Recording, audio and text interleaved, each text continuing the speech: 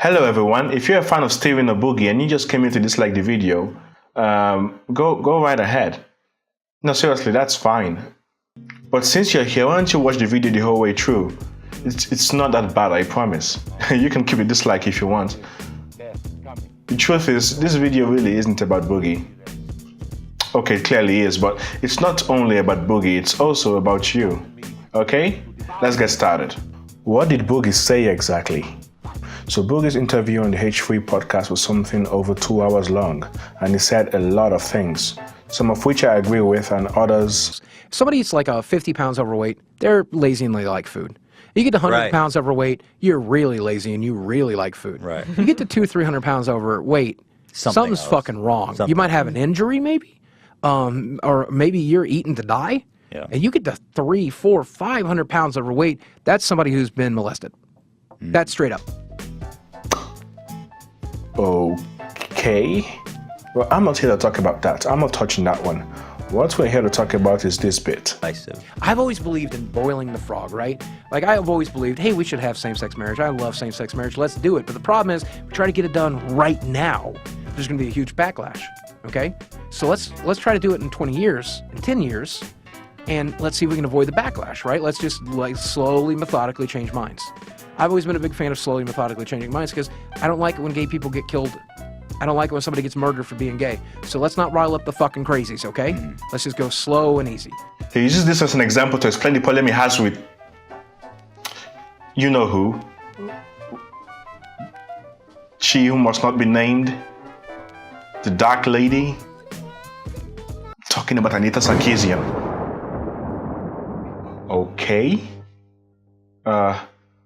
This statement is problematic for a couple of reasons. The first one is very obvious, but I haven't seen anyone bring it up. For this statement to make any sort of sense, the gays have to have started asking for equal rights very recently, thus shocking everyone with their insane demand of wanting the same rights as everyone else. So either Boogie is being malicious or is ignorant of LGBT issues, because his statement implies the gays just sprung same-sex marriage up one morning out of the blue. This of course ignores the fact that LGBT people have been fighting for equal rights for even longer in the civil rights movement.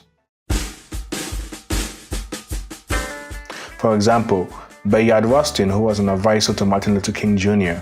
and organized the 1963 March on Washington, was an openly gay man that not only fought for the rights of African Americans, but also fought for the rights of LGBT people in America. Or the infamous events of Stonewall in June of 1969, where LGBT people rallied against the police with support from neighbors to even the Black Panther. The point being that LGBT people, black or otherwise, have been fighting for their rights for a very long time, and the acceptance of African Americans having the same rights happened after they were given the same rights. And it would be slightly hypocritical to agree with African American activism while telling LGBT people to wait and slowly change minds when they have been fighting for so long. Why I bring up Stonewall is because there were groups like the Mattachine Society who were basically saying what Boogie is saying right now. They advocated that LGBT people should assimilate and wait to be allowed to have equal rights, because they didn't want to be confrontational as to avoid anything bad happening to fellow gay people, and they wanted LGBT people to be perceived as normal. So when exactly is the right time to give fellow citizens the same right as everyone else? The gays didn't just appear during the Obama administration like my father seems to believe. You see, there is no such thing as avoiding backlash. Equal rights has never been handed without a fight. If you don't make your voice heard, nothing will ever change.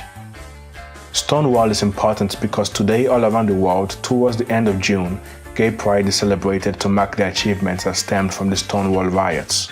And the Mattachine Society declined as LGBT people realized that slowly, methodically changing minds isn't a viable strategy, as long as there are people in power who will do everything they can to maintain the status quo.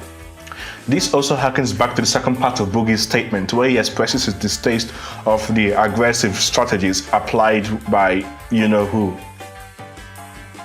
I'm still talking about Anita. And if you relate this to Stonewall, you can clearly see the problem.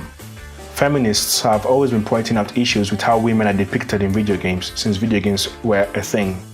and their voices have been ignored or relegated to the sidelines.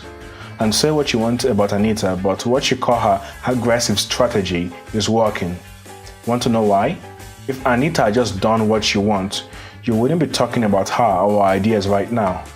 And as I said, Boogie, a lot of people are like you, and we do everything they can to try to maintain the status quo because change is scary. The other problem with this comment is that Boogie is victim blaming, basically blaming the fact that there has been countless cases of homophobes harassing and outright murdering LGBT people on LGBT people. You know, I don't like people being killed, so stop being gay and stop fighting for your rights. The equal rights movement should not be stopped because evil people are killing gays. Doing that would only give them what they want, and they will use it to justify even more killings because it's working.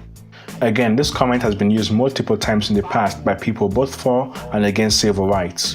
For example, after the lynching of Emmett Till, a 14-year-old who was falsely accused of the unforgivable crime of whistling at a white woman, some African Americans were blaming it on that decade's shift of black activists using direct action.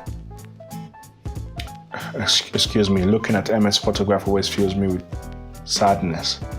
In my opinion, if your argument for something attempts to defend or shift the blame of murderers, you need to take a deep breath and ask yourself what the hell you're doing. So a few people have given their take on Boogie's comment and they have received a fair share of hate, and I wanted to talk about that for a bit if you don't mind. So Boogie 2988 has been on YouTube pretty much since its inception. And to a lot of people, younger gamers especially, he's been somewhat of a surrogate father figure, and we all listen to and enjoy what he has to say, at least I do. But just because we like someone doesn't mean they are right. Sometimes your parents say some really demonstrably wrong things, like the gays were just a fringe group until Obama made them popular. Really, Dad? And there is no shame in calling them out. Some might say it's your duty even to stand up to them if you disagree and make your case. It is actually possible to like somebody while disagreeing with them. Well, this was a depressing video to make. It was going to be a lot more comical, but the subject was too dark, I guess. Sorry about that. Thanks for watching. I love you.